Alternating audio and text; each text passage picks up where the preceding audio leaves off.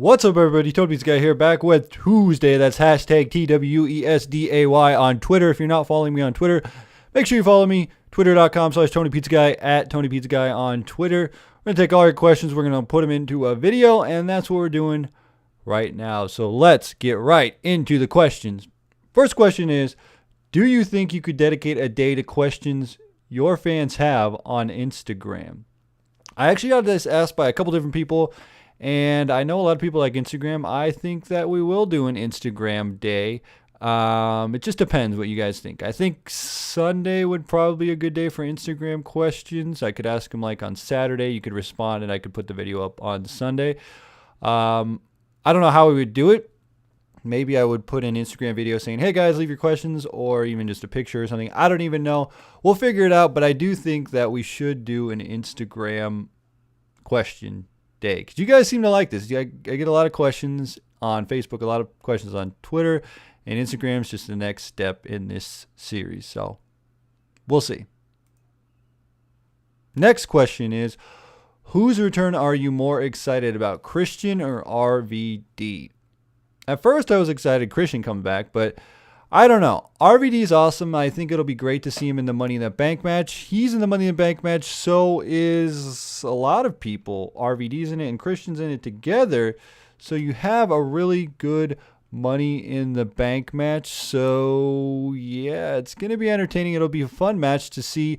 You know that you have RVD, you have Christian, you have CM Punk, you have Daniel Bryan, Sheamus, Orton, and Kane. It's going to be entertaining. This is probably going to be one of the better Money in the Bank ladder matches, and I think that it's just going to be a great match overall. I can't wait to see it, and I think it's going to be fun. That was another question I got asked, what are your thoughts on the Money in the Bank ladder match? But I think it's going to be awesome, and I think RVD will steal the show, maybe doing a frog splash, putting himself out of the action. But honestly, more excited about RVD than I am about Christian coming back.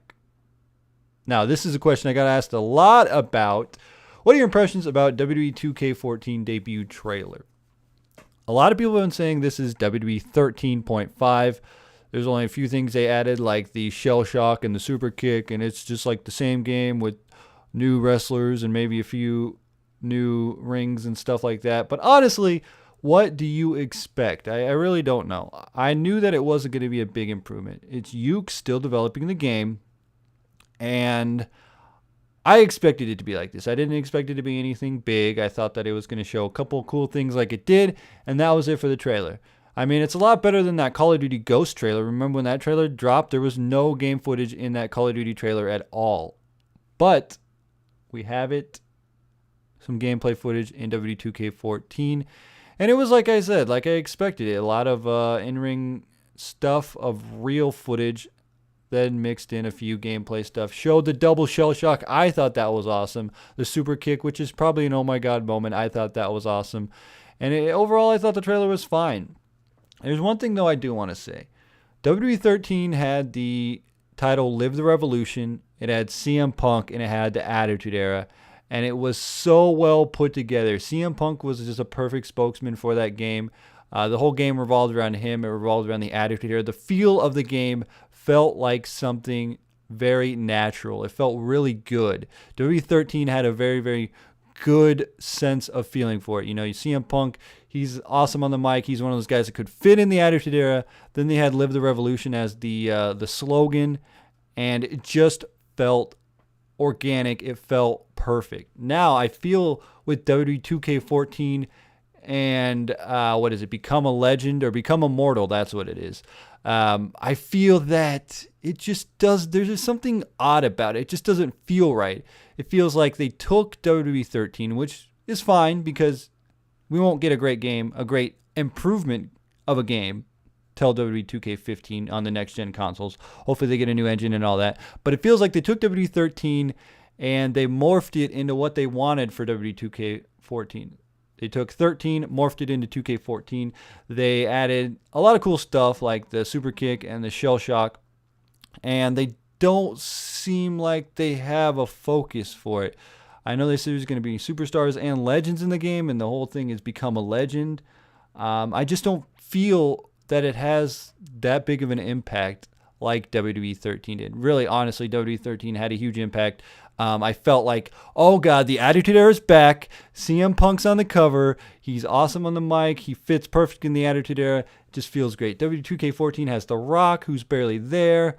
Plus, you show a lot of, it just, I don't know. It just feels like not, it doesn't feel organic. It feels kind of like forced, and it's like, okay, so the idea of this game is that we have superstars and legends, and you're trying to become a legend or something, become immortal. I don't know. It just doesn't feel as fluid, as easy as WWE13. I think, though, once we get more into the game modes, we'll find out what kind of game it's actually going to be. I feel that 2K can add a lot to the game. I think that they have a lot of really good ideas. I think you can take some stuff from their NBA 2K franchise, put it in the game, and I think it'll be fun. But we know that there's going to be not much improvement as far as an overhaul until 2K15. And if it's way different, if everything is super amazing and whatever, then I guess I'm wrong. But I just feel that it's going to be an improvement of 13. And from 13, you're going to get to 2K14, where they have more legends, not as much focus on the Attitude Era. Maybe creating moments that already happened. I don't know what their main focus is, but honestly, I think it's going to be okay. I think if you play the game for what it is and not think, oh my God, this is WWE 13.5, just play it for what it is, enjoy it, and realize that WWE 2K15 on the PS4 and the Xbox One is going to be the good game. It's going to be the one that you want. That's going to be the next step in the game. But for now, we have what we have.